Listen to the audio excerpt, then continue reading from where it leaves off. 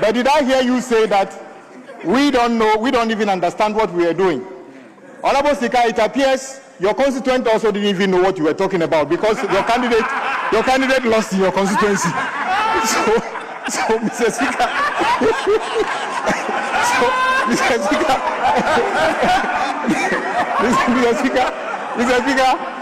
Mr. Speaker, it appears all the dancing, all the vigorous campaign, your constituents alone didn't even understand what you were talking about.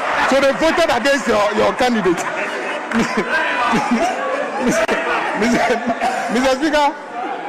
Mr. Speaker, I heard my colleagues. You know, sometimes I agree with them when they say that as political actors, we should be principled. And it's very important so that the country doesn't think that anytime we do things, we don't think deeply about it. But Mr. Speaker, Honorable Sticka, in fact, at the point, recently I heard you arguing that you were supposed to occupy a position, but they didn't give it to you. Hold on. Oh, what is wrong with you? Mr. Speaker, oh, I'm coming to the policy. Oh, just sit down. I'm coming to the policy. Yes. Wait, I'm coming to the policy. Oh,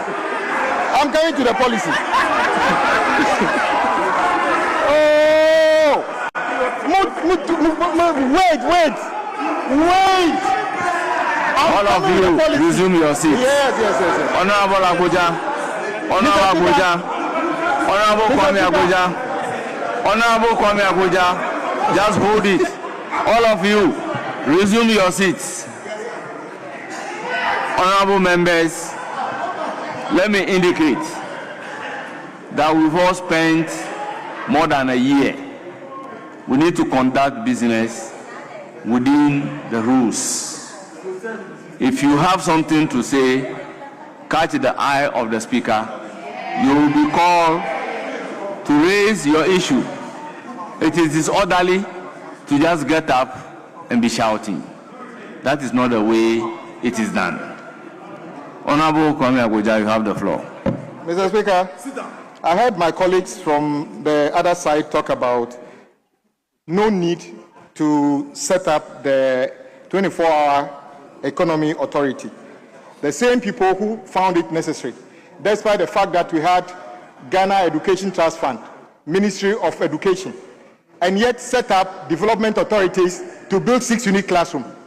When Adaplo Assembly was already building KVIPs, you gave that right to another authority called the Middle Belt Authority.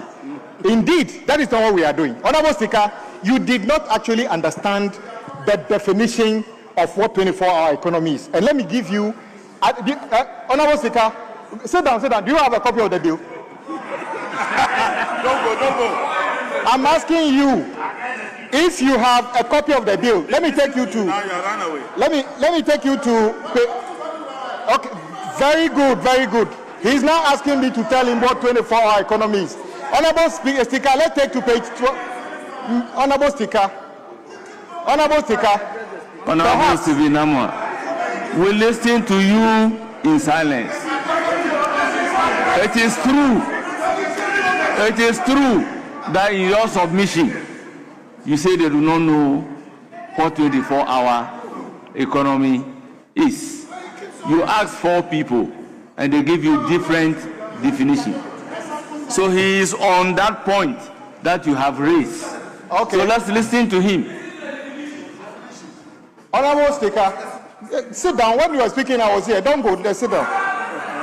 On page 12 of the bill itself, it says, under interpretations, 24-hour economy and accelerated development program means a cross-sectorial economic development program that seeks to modernize, reorganize, and restructure the productive sectors of the economy to achieve, amongst other things, and the listed these things.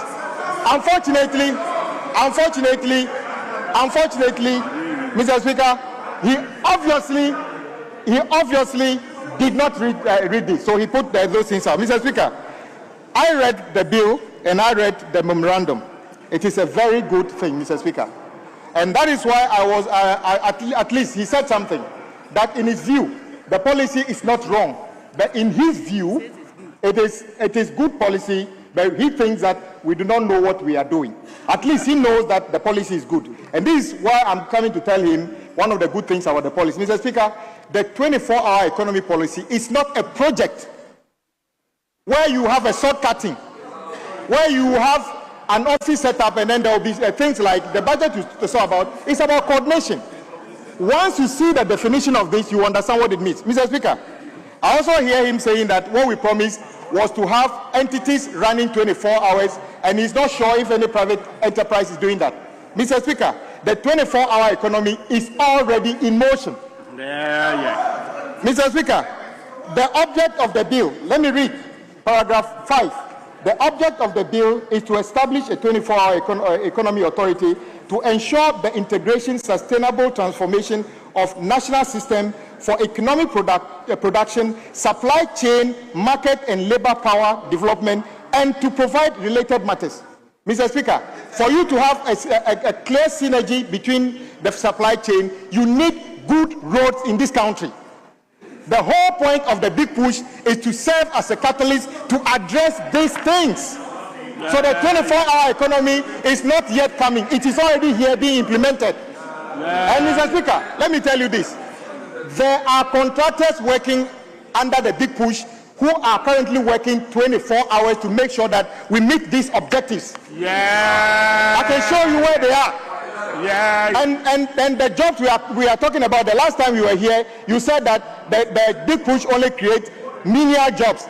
When you have civil engineers, quantity surveyors, many people working for the rest of the big push project, you cannot say that the job of a civil engineer is not necessary. So indeed, thousands of jobs are already being created under this. And even after the building, there will be maintenance contract that will be carried on this, Mr. Speaker.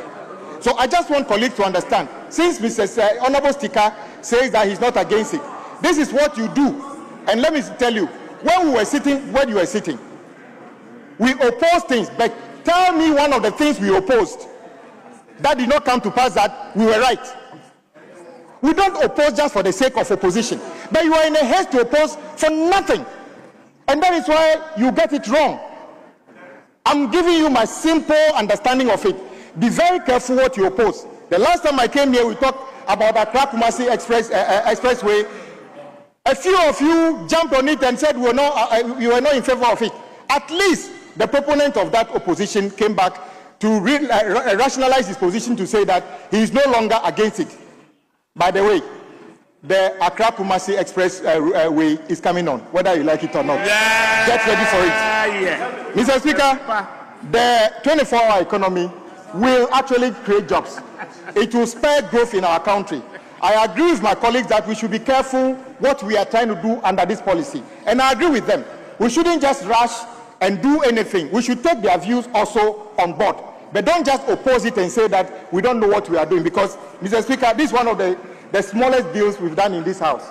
But it's quite detailed in terms of the understanding of it. And I encourage my colleagues to support this bill. Let's set up this. This is not going to be just another Kwango that is set up to create jobs for the boys. It will be a catalyst that will spur development in our country. And I want to encourage our colleagues to support this bill. And then when it comes to the consideration stage, we bring all the views we have to make it a rich bill that will stand the test of time. Thank you very much, Mr. Speaker, for the opportunity.